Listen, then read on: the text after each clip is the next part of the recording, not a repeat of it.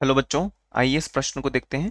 प्रश्न में हमसे पूछा गया है कि NH3 का वायवीय ऑक्सीजन से उत्प्रेरकी ऑक्सीकरण प्रदर्शन करने वाली अभिक्रिया के संतुलित रासायनिक समीकरण को लिखिए। देखिए, सबसे पहले हम बात करते हैं प्रश्न से संबंधित मुख्य अवधारणा के विषय में। मुख्य अवधारणा जो कि संबंधित होगा NH3 का वायवीय ऑक्सीकरण, और इस अभिक्रिया से हमें क्या प्राप्त होता है उसके बारे में हमें यहाँ पर देखना है। देखिए, सबसे पहले हम बात करते हैं, यदि NH3 का हम वायवीय ऑक्सीकरण के बारे में बात करें तो वायवीय का मतलब हो गया हम यहाँ पर इसकी अभिक्रिया किसके साथ में करवा रहे हैं, ऑक्सीजन के साथ में, और ऑक्सीजन के साथ अभिक्रिया, ऑक्सीजन के साथ अभिक्रिया। अब यदि हम बात करें तो इस अभिक्रिया को इस प्रकार से विन्यासित कर लेते हैं। NH3 जो कि किस फॉर्म में होता है, किस अवस्था में होता है, गैसीय अवस्था में होता है। और ऑक्सीजन की यदि हम बात करें तो ऑक्सीजन हमारे पास में किस अवस्था में होता है, ये भी गैसीय अवस्था में होता है। जब NH3 की अभिक्रिया हम उत्प्रेरक की उपस्थिति में, और यहाँ पर हमारे पास में Pt RH की यदि हम बात करें, यह हमारे पास में किस रूप में है,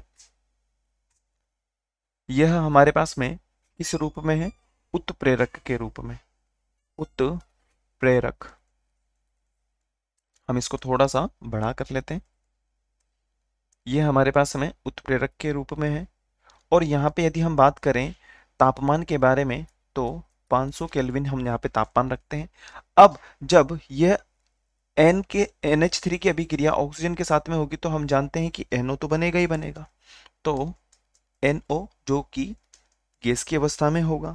साथ ही साथ हम बात करें जब हाइड्रोजन ऑक्सीजन के साथ में मिलेगी तो जल के अणु बनेंगे H2O। H2O भी किस अवस्था में होता है, गैसीय अवस्था में होता है।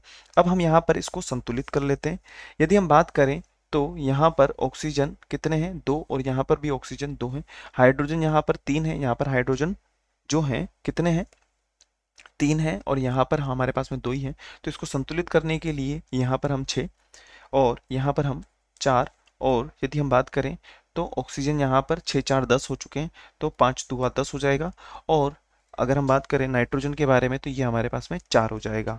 और यहाँ पर हमने देखा ये क्या है, वायवीय ऑक्सीजन है।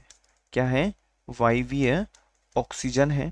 और यही हमारे प्रश्न का वांछित उत्तर है, क्योंकि प्रश्न में हमें संतुलित रासायनिक समीकरण के बारे में पूछा गया है। तो हम लिख सकते हैं कि यह हमारी संतुलित रासायनिक समीकरण है। आशा है आप इसे अच्छी तरह समझ गए होंगे। धन्यवाद।